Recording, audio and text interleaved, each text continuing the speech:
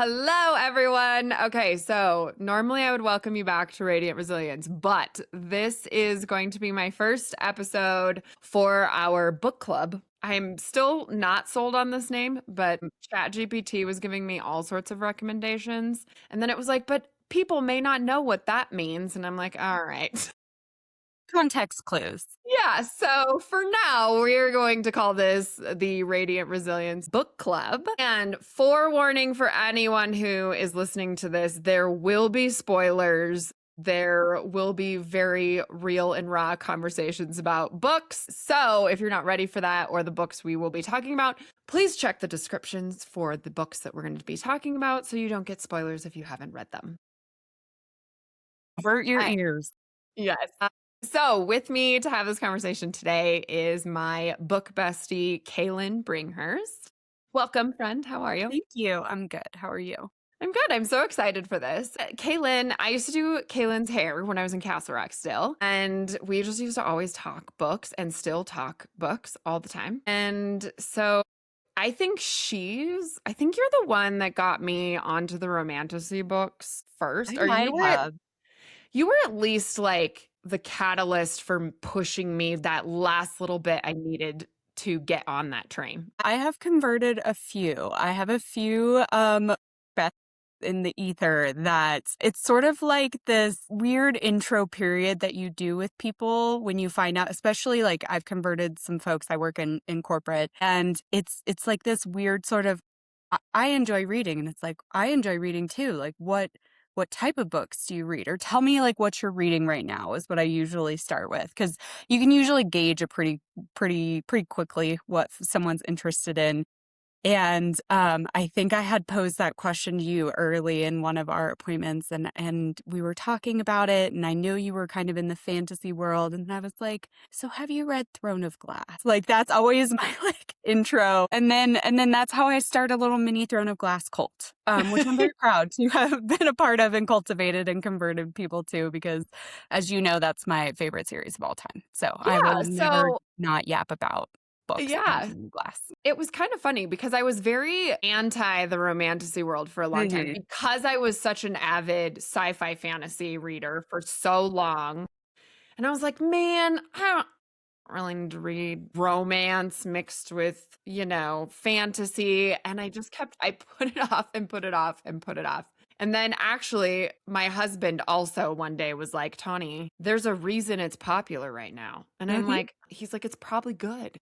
It probably can't suck if millions of people are reading it, right? Yeah.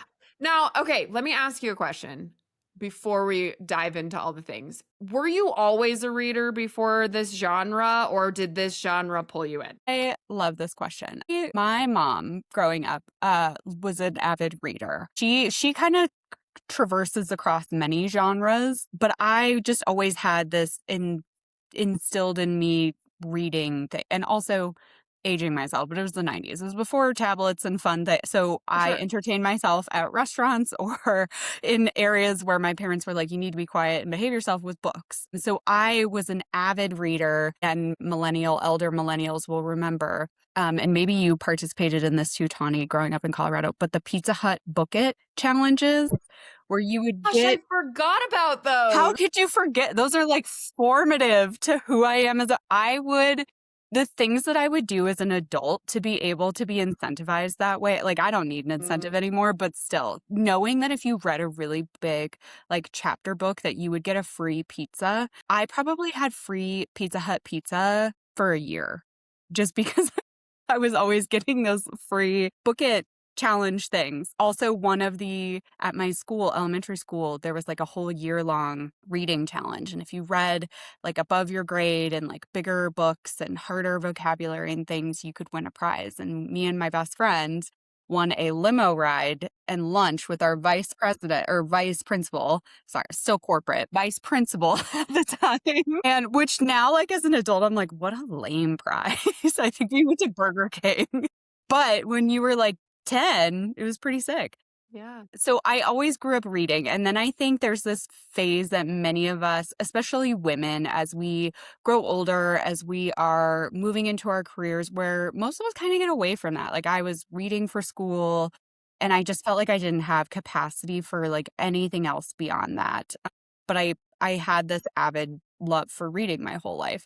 And as I grew older, and again, I think a lot of people can relate to this, I was just like, you know what? I am sick of scrolling. Like, I'm sick of not doing things that I don't enjoy. And just, I miss the digging into a good book. So I started, which I think a lot of people, when they get back into reading, I should say a lot of women, again, I'm generalizing, but when we try to get back into reading, we start with like contemporary romance. And Colleen Hoover was having a moment when I was getting back into it, which now I'm not a big fan of those books. But no offense, they're not for me. But I I haven't was read a like, single one yet. So okay, well, I think some people have really strong feelings about it. And I'm like, I'm not knocking the author. They're just not my style. So it's kind of like when you're getting into like wine or beer or something new, like you got to try a bunch of things to find like what you like. So I started with contemporary romance and I was like, I mean, I'm reading a lot. I don't know that I'm like loving it. And then I think the book that got me back into and then fully committed to this genre of romantasy, fantasy romance, whatever version of that you want to call it, was Fourth Wing.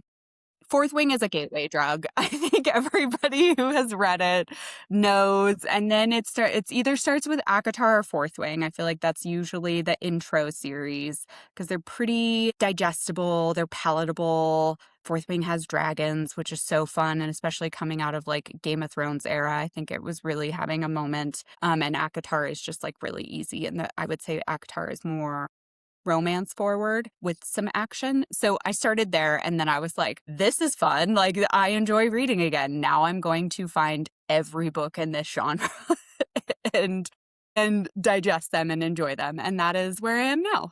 Where now I constantly read every single day, at least one book a day, because I also do audiobooks now that I'm commuting back to an office. I think I've always had a desire for it. I think it took this genre to get me back into it as an adult, and also just being mature enough to frankly not like give a shit if any like about what I'm reading. Because again, in a corporate environment, I have a lot of these books behind me. So again, not poo-pooing these genres if folks enjoy them. But there's this thing of like, oh, you enjoy reading. What self-help book are you reading? Or what corporate like what are mm, you reading to educate yourself? And I fell into that trap for a long time of just like, oh, I have to be reading to educate myself. I have to be doing it to be better. Those books are boring. I just find them boring and I wasn't enjoying them. I wasn't finishing them. I wasn't reading them. And now I just unapologetically say like, I read for fun. Like reading is my entertainment and I'm not going to apologize for that. And I get a lot of really great things, even though these are like fun genres out of reading these books. yeah. That was a I mean, I tangent think you did not ask me for, but no, there you go. it's totally fine. I mean, I think there's a time and a place for those books, the serious, Yeah. books for And sure. there've Because been a few that I loved, but I just think limiting yourself and what you enjoy to what you believe people expect of you or what you believe people think you should be reading is so limiting. And I just was like, I got to get out of that trap. yeah. Yeah. I mean, I did it for, the 10 years that I felt like I needed self-help books and I devoured them, and business books too, because I was trying to build my business and stuff like that. So, but I don't know. I find now same thing. I read for fun. I read for an escape. And I've said that for a long time. Like I didn't Mhm. read self-help or nonfiction for a really long time because I was like, no, I don't. I live in real life. I don't need to I'm good. Good here. I'm good. I need to escape it a little bit. So, Yeah. but I do feel like as somebody who I was into reader in school and Mm. elementary school all growing up.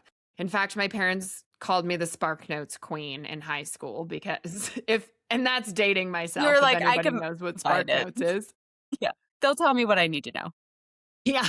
So I'd watch the movie or something like that. Yeah. And, that usually wasn't the same as the book, but in my mind it was. And so, but then when I was building my clientele early in my career, I sat down. I had so much open time at the salon. I was just Mhm. waiting for walk ins because, again, that was before social media and all that stuff. Right. So there wasn't the advertising that we have now. And it was just waiting in the salon. And so I picked up Harry Potter because I was like, well, everybody Classic. loves Harry Potter. I loved the movies. Yeah. So like, So you did movies and then books. I don't I think we did. did the first 5 movies Okay. when I had started reading the books, right? Because there's 7, right? Yeah. Yes. Yeah. So the 6th one was the first one that I had. There wasn't a movie out yet. Okay. I don't think Yeah. I knew that for some reason. I think I forgot. I knew you had read the books, but I think if I had to like go back and trace it back, I think Harry Potter is what won me the limo ride because that was very much I was reading it when it came out, which again, I'm not trying to date myself, but it was the early 2000s or late 90s, early 2000s, and that was definitely like a higher reading grade level than I was at. But I remember, again, my mom being a reader, like she and I would both wait for the midnight releases and we would go get them. And then she's a faster reader than me, so she always got the books plus it was her money. So I'm like, all right, fair. So she always got the books first, and then I would get them after her, and I would like just sit in my room for a whole weekend and devour them. But that is that's a series I need to go back and reread because it has been so long since I've read it. I actually just this last Christmas or birthday, my husband got me a whole new set of them because I had reread them so many times they were falling apart. He was like, it's time for an upgrade. Yep. So and then I went to Twilight, and then, Yes. Everybody had a Twilight era. Yes. And I read all those before the movies came out also. Okay. But yeah, I mean, and then it just spiraled, and I've done all the Game of Thrones, and I've done, so I've very much stuck to sci-fi fantasy, and I was always with a book, but yes, I did not devote as much time to it as I all of a sudden do now. It is consuming. It really is. It's really bad. I actually am worried that I have a problem, but not a bad one. I was going to say, I always say, I'm like, it could be drugs. It's books. Drugs. Yeah. Yeah. But I think I have done 21 or 22 books this year so far. Wow. Yeah. I don't know what my count is yet. I'll have to look. That's a good. Yeah. So I do sort of feel, as somebody who has always been a reader, that there are people that are coming out of the woodwork all of a sudden. Yeah. Because of all of this romance. And now we have the like sports romances that are becoming really popular. Thanks to like heated rivalry. Yeah. So I just think it's interesting. And, they say that books are on the rise, Barnes and Noble's making a comeback. And I gotta say, I'm a little salty just because I'm like, who are all these people that all of a sudden, like, I've been a reader at least my whole adult life. Yeah. And, and then everybody, thought I was the nerd because I was reading the fantasy stuff. Mm-hmm. But now that there's sex involved, now everybody's like, okay, I'm on board. You made it a little more sexy. Like the dragons are weird, but the sex is fun. Yeah, I think it's back to being like reading is approachable again. And I think there is, and this is like a societal sort of like theory, right? But I think there's this desire and this shift of how do I get off of a screen more? Granted, I am an exclusive Kindle reader. I'm aware that is a screen, take it for what it's worth. But how do I get out of this? Kindle, you're not getting your text messages. That's what I'm saying. I'm like, it's just a book. Just I don't have to carry all of my books physically anymore. And with how much you and I both love traveling, it has changed the game and how much reading I can get done when I travel. But I think there's this desire and cultural shift away from screens and just, most of us sit in front of, or many of us rather, sit in front of a computer all day, and then we sit in front of I always say the big screen, the TV, and then our tiny screen in our hand. And we're usually looking at both of them somehow at the same time. And I think it's just like the right moment, and the writing and the opportunity for authors to put something different out there or bring something new to the table. And I also think, and I'm getting on my little like feminist soapbox, as you know I love to do, but I think there is also an awareness of, hey, women are a strong financial demographic in this day and age. There's a lot of money to be had if you start catering to what we're looking for and what we want to consume, right? And like, how long have women's sexuality been suppressed? Yes, it is also the sexual awakening. And let's be honest, many of the partners of the readers are getting the benefits. Yes. There was a whole series that I saw on TikTok, and I shared it with my husband because I say the same thing. But she was like, I loved this book. My husband really liked this book. And it's like, what are the benefits that, the partners of the readers are getting? Because I know there's trickle down economics happening with these books. Yeah, I mean, I think that that has a lot to do with it for sure. Mhm. Is we've just, our sexuality, we weren't allowed to enjoy sex for so long, Right. It was so according taboo. to society. Yeah. And now it's like this is our and like I mean, of course porn's always been out there, but like Yeah, but porn is not made generally for the female no. demographic, let's be honest.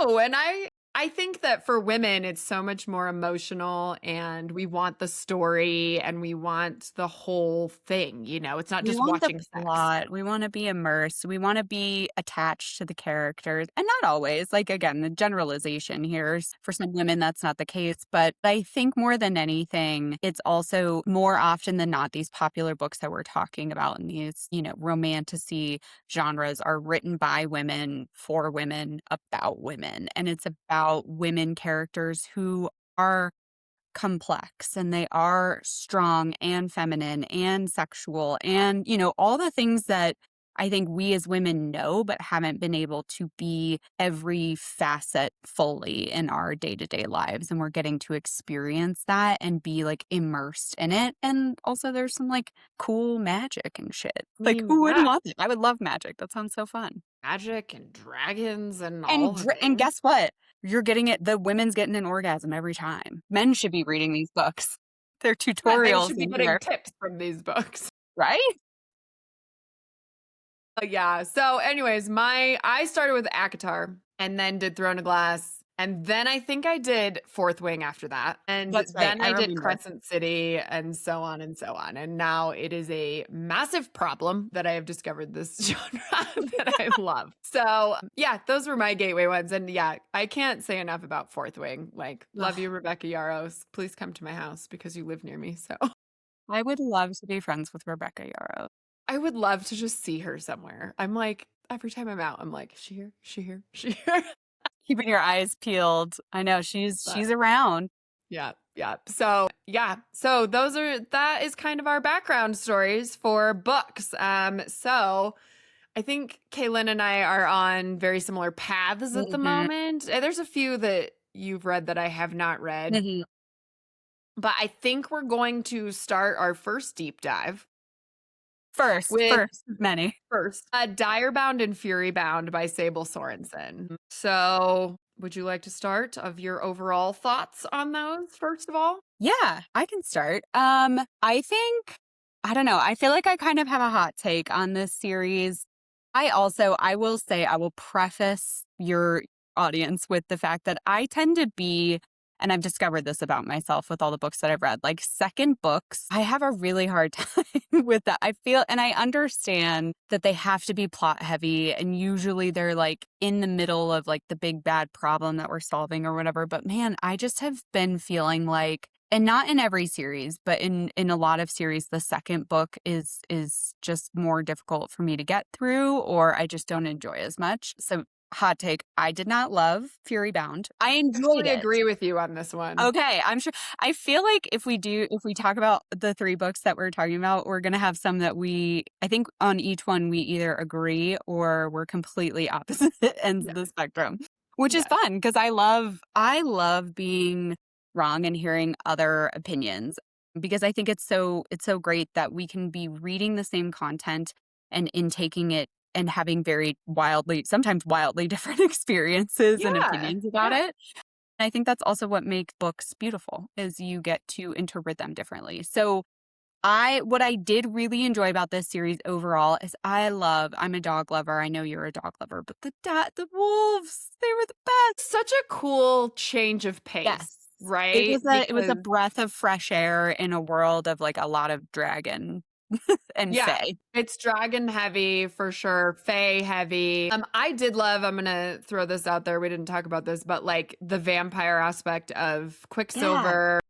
It was So something different. when there is a little bit of a different trope thrown in, Mhm. I do enjoy that. So I did very much enjoy the dire wolves Yes. presence in this series for sure. Yeah. And it felt like they took some of the really good things happening in the romantasy world with like an animal or a creature element and like a bond, like like a deeper relation. It's not just like the wolves exist, right? Like there's a deep bond. They're characterized. They have thoughts and opinions. Hello, Anasa. I don't know how you pronounce her name, but she has thoughts. And I'm here for it. They personalize them, but also there was this component of Hunger Games, survival, political sway that I also enjoyed. And I think that's what makes I think you get to the point in this genre, especially where you're like, I've read this book over and over and over again. And maybe there's a couple things that are different. And the names are different, if you can even pronounce them sometimes. Yeah. But this felt new and refreshing, which I really appreciated. And it felt like Hunger Games and Fourth Wing and Game of Thrones had a baby, and it was Direbound and Furybound. And those are like some of the three best series of all time. So Yeah. can't be bad. Yeah, no. I didn't think this series was bad. I really enjoyed the first book. Yeah. Because I think it was different. Mm-hmm. And I couldn't get it then down. I yeah. blew through Direbound. And go ahead. I was just going to say Furybound took me a little bit more, but we got there. I just sort of felt like, and again, I understand that there's a lot of world building and plot that needs to happen. I just felt like that one we were dragging. And then at the end, it was like everything has to happen in the last. Okay, we're going full spoiler here because we need to talk about that. We have to. We have to. Because, okay, all this fucking buildup for killing the main guy. Yeah. The big bad guy. The big bad guy who was like been around for centuries, unkillable, nobody figured it out. And then we just behead him like that. And it was like it was like a 10-minute, I don't even think it was an entire chapter of like the battle. I was actually, I think, I can't remember if I was listening to it or reading it, but I had to go back and be like, wait, what? Yeah, I did the same. I was like, he's dead, like for real. Because I was like, surely this isn't it. And also, we spend the whole time getting these tears, right? Which seem like a really big, and I'm sure they're going to be important. But I was like, we didn't try. This was my gripe with the second book. Two things. And it has to do with like, again, what are we doing? Erin did nothing to try to learn her magic. She was just chaotic. And sometimes I feel like sometimes that's lazy character development when a character is just like, oh, I'm this big bad female and I just like fly by the seat of my pants. And again, I'm a type A person, so maybe it's because I don't relate at all. I'm like, I would never survive in these worlds as much as I think that I would. I'm like, I would be dead the first trial. I would have been gone. But she didn't spend any time like developing or learning or trying to find out more, which was frustrating about like her own magic or the systems or like the things that she was up against. And then same thing with the tears. Like we spent so long trying to collect these seemingly really important magical things and we did nothing with them. Like other than they kind of blew some stuff up on accident. I was like, why did we collect him all then? Like, what are we doing? So I agree. It was a lot of lead up to a very quick, he was gone. And then all of a sudden we have a new bad guy that we know nothing about. Right. And there was a little bit of foreshadowing for that. Kind of. But how did we spend 2 giant books? Yeah, these are not 200 pagers. I feel like she could have been probably building the gods with this storyline a little bit more if that was the direction she was going to go. Sure. Yeah, the religious segue was kind of like, okay, like we got a little bit of that in the first book, but then it felt like really important and I was like, wait, why do we care all of a sudden? I'm very confused. Yeah. I enjoyed it because it was different. I think I like the character. I love it. Also, oh my gosh, I'm getting the wrong character name. What's the main character? Male character. Male. Oh, damn it. Oh, here, hold on. I should know this, but I'm getting him mixed up with Stark. I should know that. Stark. Yes, Stark. I'm getting him mixed up with Cross because I just finished. Yeah, I know. I did the same thing. I did Furybound and then I went to Silver Elite and then dropped, and I was like, well, perfect. I'm gonna do this now. I could not get enough, and I wonder if if anyone else like noticed this as much as I did. Stark hating how messy Marin was had me laughing out loud. Like the amount of because I could just picture this disgusted look on his face every time he walked into her room. And I loved it. And I love that he's so I love a grumpy shadow daddy male character. Nothing makes me happier than when they're just like grumpy for no reason. I mean, he Yeah. has reason, but I also felt like his mom the met a dynamic here was interesting. very quick ending as well. Do you know what they reminded me of? Do you ever watch Big Bang Theory? They reminded me of Leonard and his mom. I could see that. Yeah, I I could mean, see that. obviously Stark is not as anywhere near as nerdy as No. Leonard, but like that was what I was very much picturing when I I was love that. reading the dynamic between the two of them. That's a good comparison. I wouldn't have connected those dots, but yeah, I could see that. That's funny. Yeah, they had an interesting relationship, and I agree. I think all of a sudden she was just gone, and we didn't really know much about her. I feel as though we're teed up where like book 3 we're gonna get some context, and I wonder if some of that is part of like the abilities that are passed to Stark from the Sovereign Alpha magic or what, but I feel like there's more to that story. I will say I will be disappointed if we don't get more of that in the 3rd book because I feel like Well, it's a missed area. it does have to do with that god guy, right? Yeah, who was living in her head, right? Or was Then at part the of the end, he magic? escaped Did he? Stark's head, right? Maybe. I don't know. I I think I feel he like like, the end just happened and then I was like, "Oh, we're done reading." What just happened? or shit, I need to look this up. Or did he take over Stark? Well, so when I think from what I remember, the magic passed to him, Right. and I think he can hear him now. But I wonder if he's in that like weird space that Marin and, oh gosh, what was his name? Killian? Mm-hmm. I wonder if it's like another weird, like in between space that he exists in. I don't know. Yeah.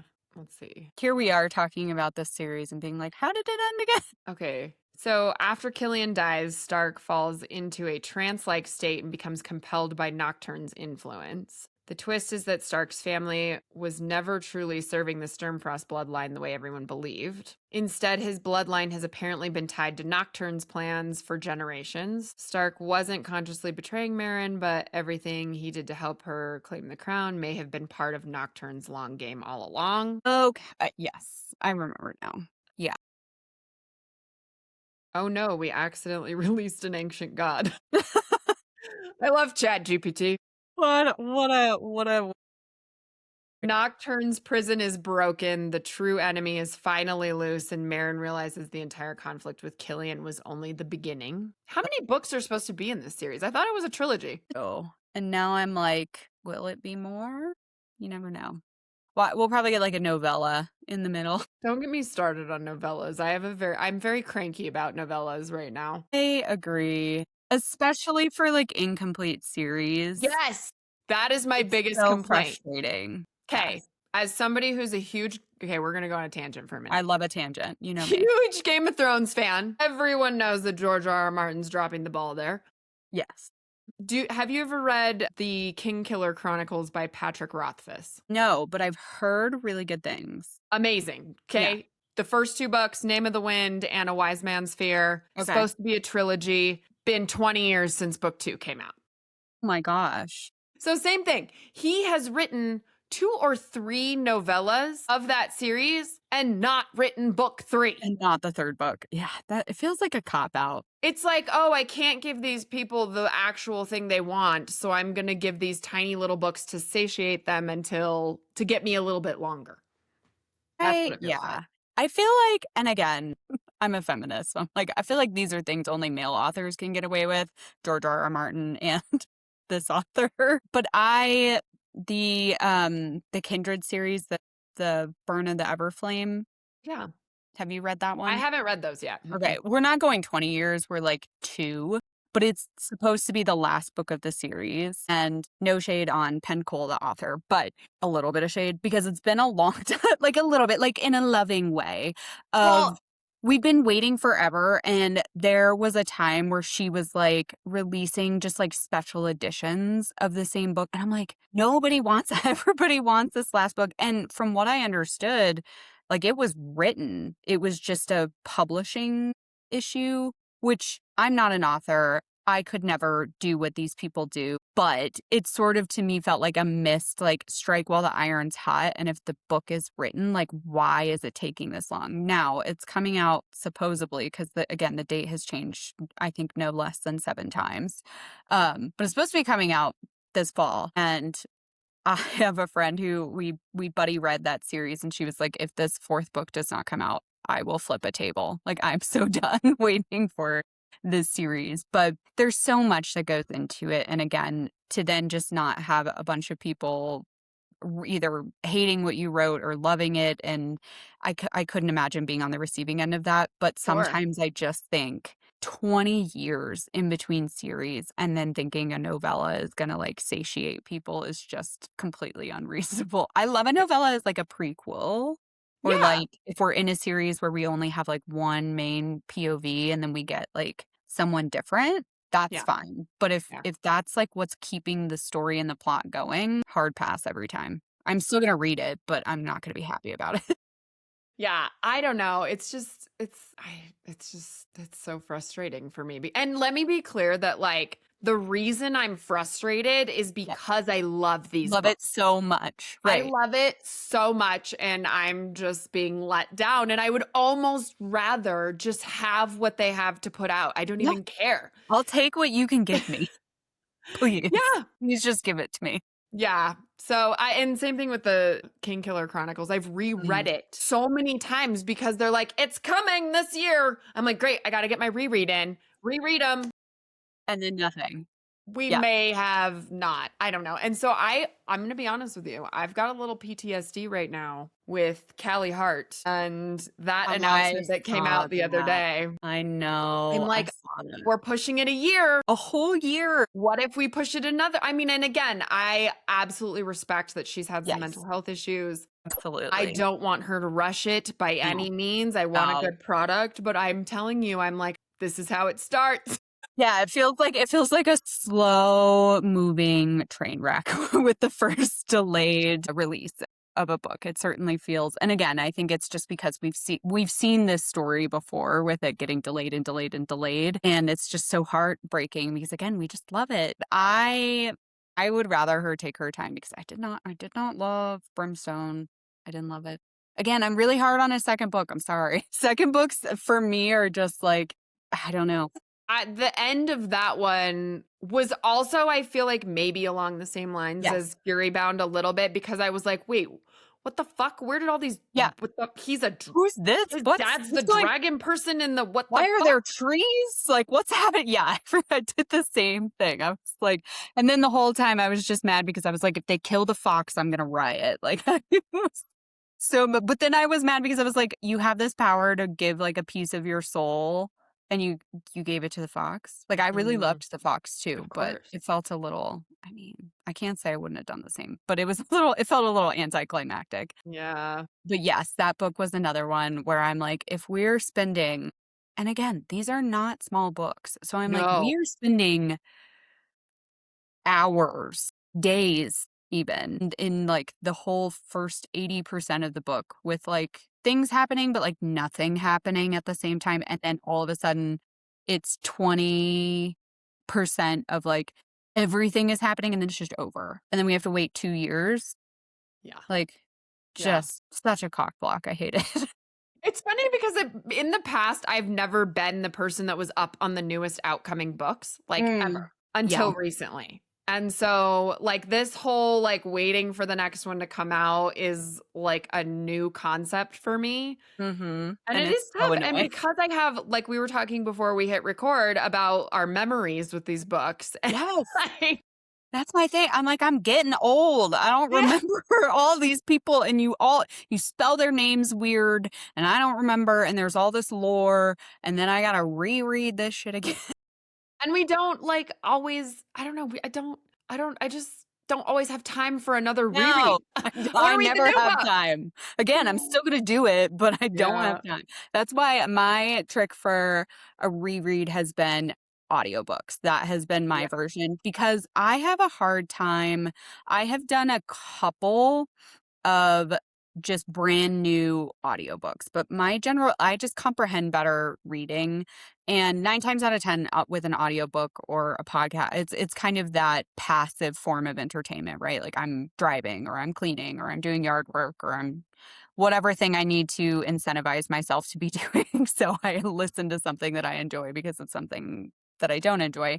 So I need to have like a broad understanding of the plot. And then it's enjoyable for me to like revisit this world. And again, we were talking about this prior too of like, I can still tell, like, I still know the major things that happen in the book, but even if I've recently read it and then I go back and re-listen to it, sometimes it's a brand new experience. There are things that I'm like, I don't remember this at all. Or did I read this book? Am I sure that I read this book? So for me, that has been my like cheat code of audiobook. And then if I can, I'll get them on Libby too, so it's free. So that's my Yeah. like financial hack too, because I'm like, I cannot justify having the Kindle and paying for the audio version of it always. I will do it I'm sometimes, but totally guilty of all three. I've Physical, Kindle. I've been doing we've Kindle all been. Unlimited to try to help with that. But not that again, if you're reading more like current stuff, it's not on Kindle Not on Unlimited. there. And so you're like, I'll try to catch it on a pre-order sale sometimes or whatever. But also, again, it could be drugs. Like I'm not apologizing to my bank account or my husband for spending my money on books. Yeah. Yeah. I should do the Libby thing for at least audiobooks. I really, Zero patience. But yeah, if I know, especially again, if it's a re-listen where I'm like, when it's available, I'll get to it and I'll try to time it, like get on the hold for it with enough time for a re-listen or before the next book comes out. But that's sort of my like, again, cheat code of being able to reread, get re-familiar with characters and things without spending a bunch of money and investing a ton of time. So I'll just listen to it when I'm commuting, when I'm getting ready, like doing dishes, whatever it is. And that's worked really well. And then I kind of get to save my true like eyeball reading time, as I call it, for net new books. a really slow reader. So the audiobooks have really helped me Mm. get through books faster because I listen on faster speed. And then I I do. cannot do that. I commend you for it. Yeah, I'm like a 1X. I need the whole experience. I will say if you're not paying attention or you get distracted Yeah. in the slightest, you have to go back for sure. But yeah, so I do that and then I can do that also while I'm doing chores, while I'm walking my dog, while Mm-hmm. I'm driving or whatever. So it helps me get through books a lot faster. But I have figured out for myself that I have to learn the world first. Yes. So the ones where I have started with the audiobook and not the physical book, those are the ones I've enjoyed the least and I get lost on the fastest because I'm like, what is happening? Yeah. So I have to read probably the first, at least half of the first book Physical. physically before I can start listening to it because otherwise I get lost and confused. That's what happened to me with When the Moon Hatched. And I think that's why I didn't enjoy it as much. I would never. That is a style of writing and size of book and depth of world that I would never wish for. And all of that to say, like I love that book. So it's not a knock on it, but it is dense. And I never recommend that book to like folks who are new to fantasy or new in that space. It's more of one of like folks who I know who have either done like Game of Thrones or like just true fantasy where the world building is so intricate and there's tons of characters. Not that there's a ton of characters in When the Moon Hatched, but there's enough going on that there's a lot to digest. But after you get through like your Actar Fourth Wing like intro period and you can handle more. That's like your master's version of reading. And I love the writing style. I'm like, it's super top of mind for me because I'm reading Ballad of the Fallen Dragon. Fallen? I don't know. none of my business. I was going to read it no matter what the title was. Oh, do you have it? Falling. Yes. Falling. Okay, good. I was like, I have falling? it. I just haven't Fallen? read it yet. I just started it and it just reminded me again, like how much I love it. But again, the writing is so dense and the world is so intricate. I don't think I could. I re-listened to it on audio, but I could not have. And that was truly one that I was like, did I read this book? I don't remember these people. Like, And I maybe I should forgot. do that because I was annoyed at the end of it because it was like, I don't know how many pages it is, It's 600 big. pages. And I felt like at the end, now I realize they have to leave you on some cliffhangers. Yeah. But there were some things that I felt like needed to be like Yeah. the fact that they never explained her memory loss makes me so fucking mad. Again, I think this one is like, I think it's intentional. I think the author really wanted you to sit with that.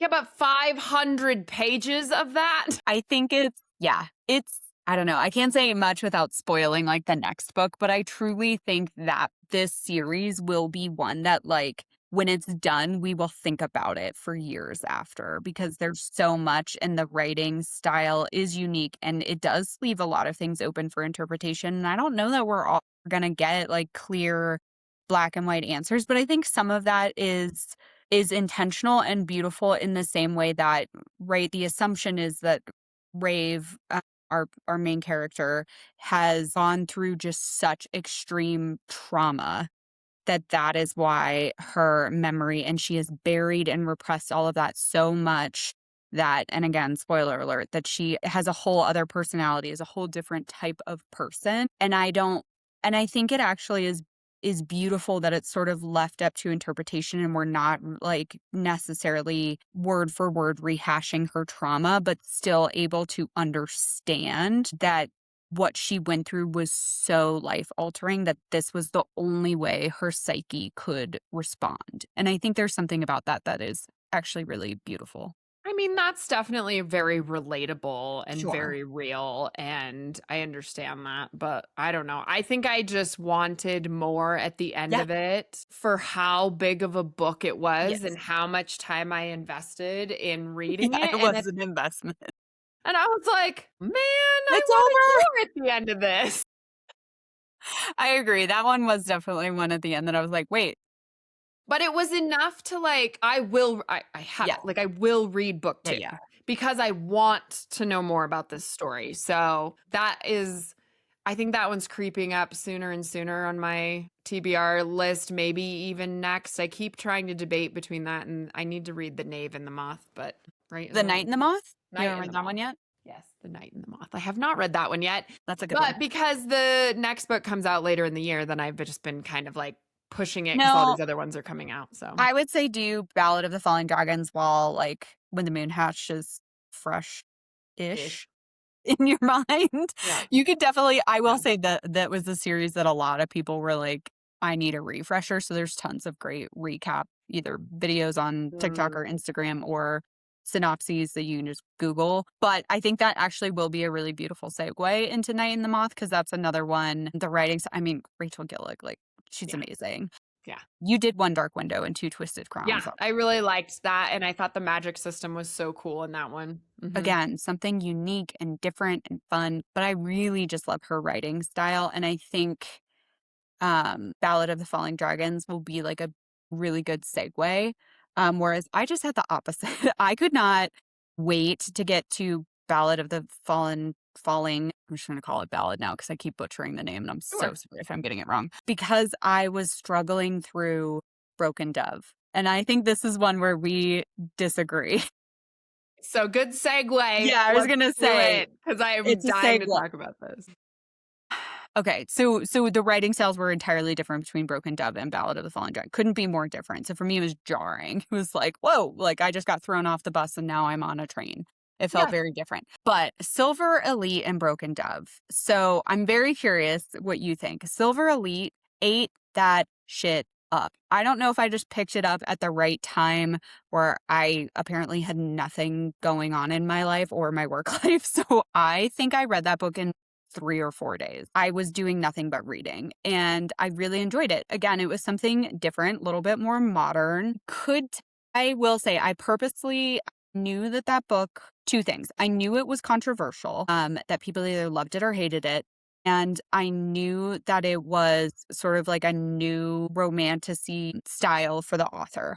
So I purposely avoided reviews, and I also waited to read it until the second book. I knew the second book was coming Okay. because I have zero patience. And to your point, I have so many books that I've been waiting for the next book in the series that, one, I can't keep track of them anymore. And two, I'm going to lose my shit if I keep waiting 2 years for these books and have to keep rereading them over and over Yeah. again. So I purposely waited on that one because I think it came out last year around the same time as Rights of the Starling. And I was like, I'll just wait. And when I picked it up, I could tell after I finish it and read the reviews, there was a lot of people who were like, this is a copy paste. This is like the author took a formula for romantasy and plugged it into like a I mean, contemporary environment with the like military component. I didn't they're get that. all very similar if I you was gonna really say, I'm say like, that's that. like going to a cheese store and being upset that all they have is cheese. Like, you're gonna have a different flavor profile, but it's still cheese at the Yeah. end of the day. Like, Yeah. and also you opted in for said cheese, so you Yeah. cannot be upset. Like, you are here for a reason. So I didn't necessarily I don't begrudge the author for that. And I think it's always brave to like step into a new genre, especially at the peak of it, where there's so many like critical folks like us who are going to Yes. have thoughts and opinions about it. So I did enjoy it. I liked that it was fast paced. I like a military academy. I'm discovering this about myself, like academy setting, because it goes back to, I think, like all the things that I grew up reading of like Harry Potter, Hunger Games, like Yeah. anything like that that's kind of reminiscent is just really nostalgic. So I really enjoyed that. I am not a big fan of like the insta love that happened between Cross and Ren. And I will say I saw the twist of him being Wolf like a fucking country Okay. mile.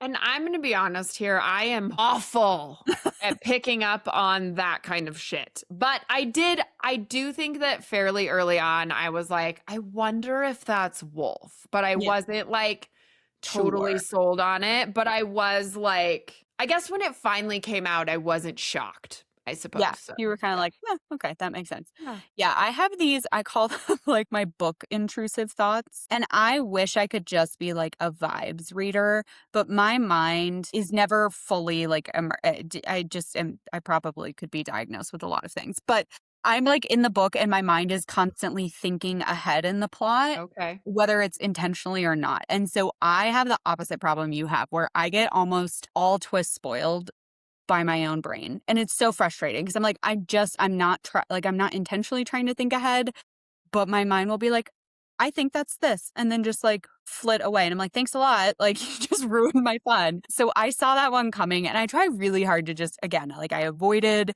reviews and everything to just enjoy it. And my mind still was like, yeah, he's Wolf. And I was like, "Oh, okay, well, great." So there were a few twists. Now there have been a couple of books that I've been able to like have such a shocking plot twist that I didn't see it coming. Metal Slinger is one of them, which is why I'm dying for you to finish it because I And I'm halfway cannot wait to through. hear what you think. There's so much more you still have to experience. But anyway, I really enjoyed Silver Elite. And then we get to Broken Dove. And it was a good time. Like, never, listen, I don't think I've ever rated a book, even books that now I would tell you that I would not recommend and I would never read. Um, it's hard. I'm an easy grader. Generally, if I had a good time, I'm giving you 4 stars. So Yeah, it's I'm the same way. In fact, one of my friends read When the Moon Hatched, and to be clear, she does not like dragons, which is the weirdest mm, freaking thing. But she says when she reads dragons, she just always thinks of Puff the Magic Dragon. And I'm like, that's weird, but that's a choice. that's where her brain goes. And so she had said to me, because she follows my Goodreads, and she was Oh, okay. like, why the fuck did you give this book 5 stars? Because it Please was tell me why. amazing. And then I thought about it and I was like, yeah, you're right. I didn't love that book either. Why did I give it Why 5 did I give stars? Yeah, there's something like, I don't know, that feels bad about it. Cause again, I'm like, well, I chose to be in this cheese shop. If I ate a cheese that I didn't like, that's my fault. Love to read and I love a series. And I respect that these authors pour Yes, their heart and soul into this. And so 100%. for me to go put like a 2-star review on a book, it has to be really fucking bad. It Like has to be really bad. horrible. I don't think I don't know that I've ever given anything to, and there have been plenty, trust me, now that I think about it, that deserved it. But like a bad book to me is probably like 3 stars. I still think I gave Broken Dove 3.5 stars, which for me is, I'm like, ugh. But I had a good time. There were components about it that I did like. My biggest gripe, and I already told you this, but I just really want to say it out loud. Such a fucking missed opportunity for telepathic spice. That could have been just chef's kiss, something new, different, like phone sex, texting sex, ick, hard pass. Telepathic sex? I don't know. I could have enjoyed it. I'll never know now. Never got a chance. Like, could have been great. I just think it was a really missed Do opportunity. they did a little bit of it was physical and telepathic in Silver Yeah, Elite, right? Because kind of. wasn't she like feeling what he was feeling at the Yes. same time? Like but they were physically doing Hmm. all the Yeah. things. No, I wanted like long distance.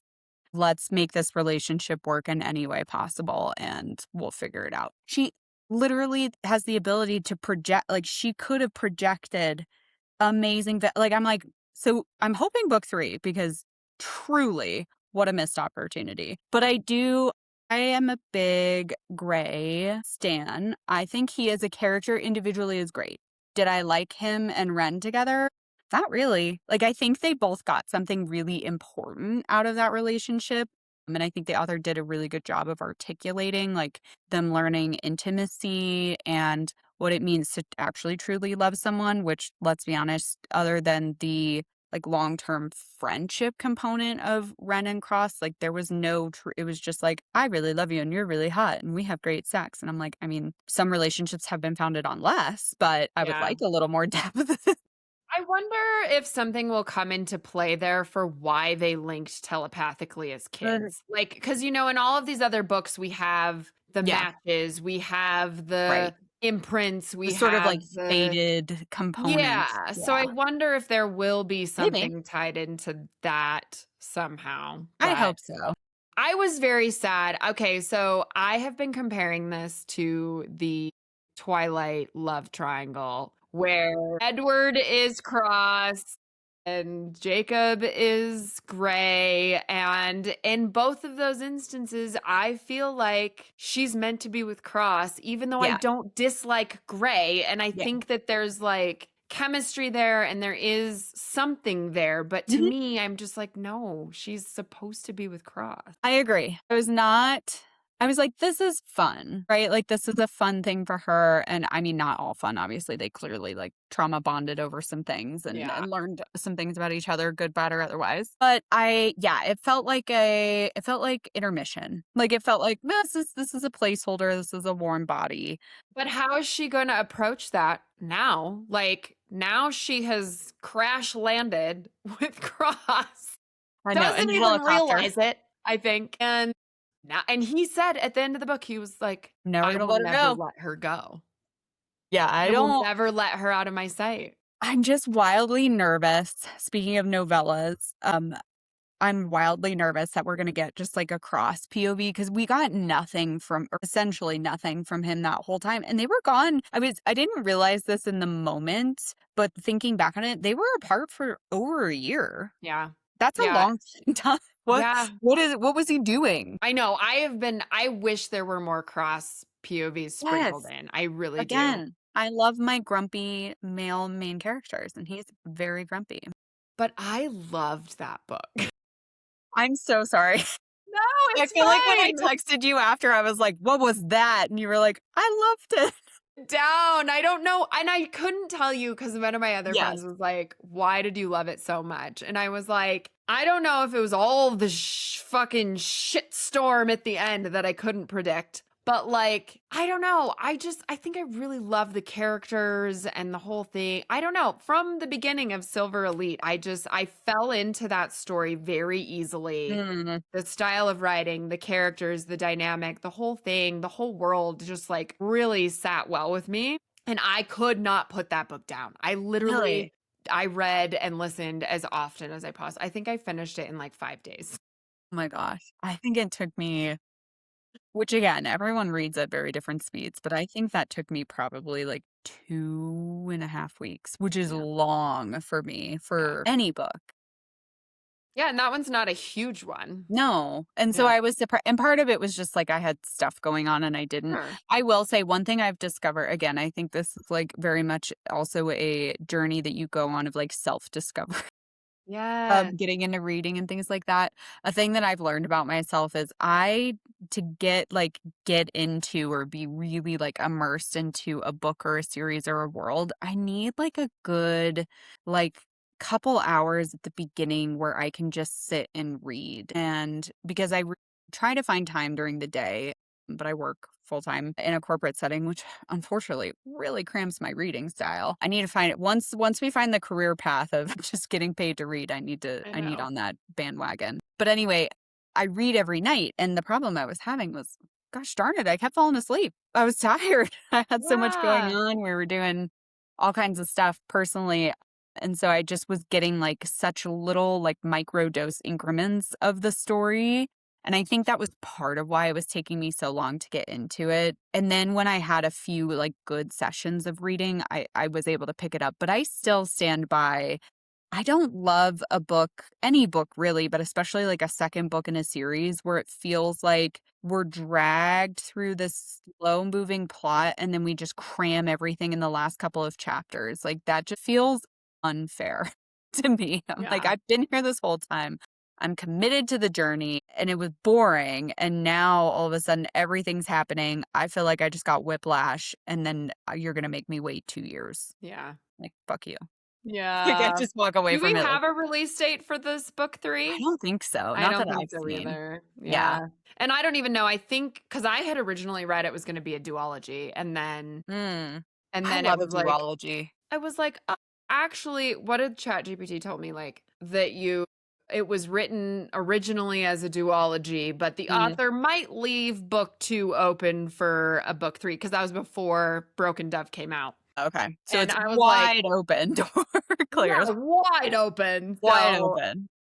but I don't know. I've been seeing a lot online about like really successful duologies that are finished right now. So, Yeah, I love Oh, that's a good question. What is your, like, ideal, like, series size? Like, what do you size. Oh Yeah, because gosh. I think this is a hot take for some people. Yeah.